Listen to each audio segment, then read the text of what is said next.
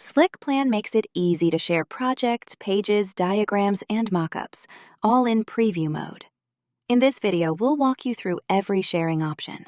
From the dashboard, open your project and click the Share button in the top navigation bar. Click the gear icon to open Share Settings.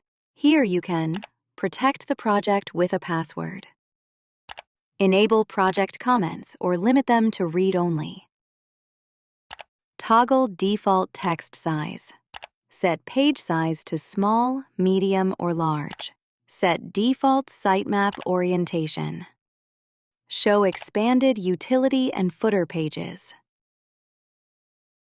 Choose Copy Link or Open in New Window to launch the project in preview mode. To email a shared project, open the sharing modal and click the Email tab.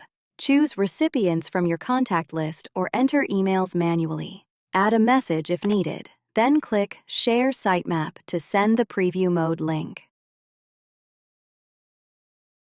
To share just one page, open it in the editor and click the Share button in the top right. From the modal, choose to copy the link or open in a new window. The recipient will land directly on the shared page in preview mode. No login required. To share a diagram, switch to the Diagrams tab. Select your diagram and click the Share button.